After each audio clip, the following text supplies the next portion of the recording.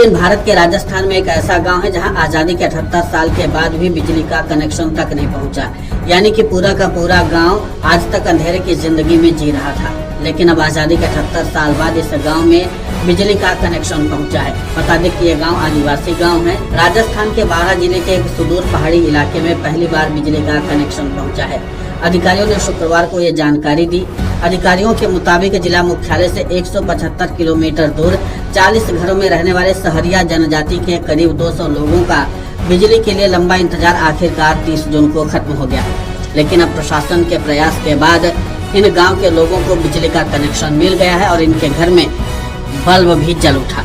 और जब बल्ब जल उठा तो गांव के लोगों ने क्या कुछ कहा, आप खुद। लाइट नहीं थी, कलेक्टर आने से बहुत फायदा हुआ है। लाइट आ गई हमारे गांव में, बहुत बढ़िया है। मोबाइल चार्ज हो जाते हैं, कूलर पंखा सब चलाते हैं।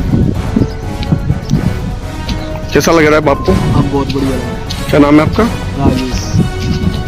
आप हमारे साथ ये लाइट के मामले में तो बहुत अच्छी है। हम तो नहीं तो 40 साल से बहुत अंधकार में पड़े थे। अब ये लाइट आवे से हमारे लिए, बच्चा बच्ची के लिए, सबके लिए बहुत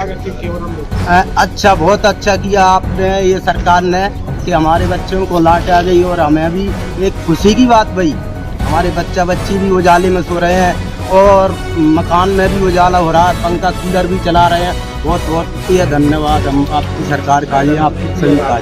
क्या नाम है आपका? मेरा नाम सर मोहन सिंह। इसलिए सब बहुत संघर्ष करना पड़ा था कि हमको आवेदन करते करते ही 4-5 साल हो गए। लाइट आएगी तो कोई ने सुनवाई नहीं हुई थी। जब जो कलेक्टर साहब का ये रखी थी कि साहब आप कुछ नाम कर जाओ तो ठीक है, तो फिर मैं आपके गांव में आऊँ, नाम करूँगा, आपको काम कर सकूँगा। तो हमारे साहब ने लाइट लगवा दी साहब, बहुत खुशी की बात। तो हम आज उजाला में बच्चे भी पढ़ लेंगे, हम पंखा की हवा में सो लेंगे। नहीं, हम तो उजाला देख ही नहीं पा रहे थे। तो सब 25 वर्ष तो हमको आए हैं इस गांव बताते हो गए। और सनबड़ा में तो हम 70-80 साल से, मेरे पापा 90-80 साल के मर गए। वो तब की लाइट थी नहीं। कैसा लग रहा है लाइट? अब लाइट लग रही तो हमको ऐसा लग रहा है कि हमारे मन में भी खुशी है और प्रशासन को भी खुशी दे रहे हैं कि ठीक है, ऐसा प्रशासन हो तो देश को सुधारे, गाँव को सुधारे, घर आज़ाद हो, देश आज़ाद हो। नाम बताओ आपका? बद्रीलाल सहरिया।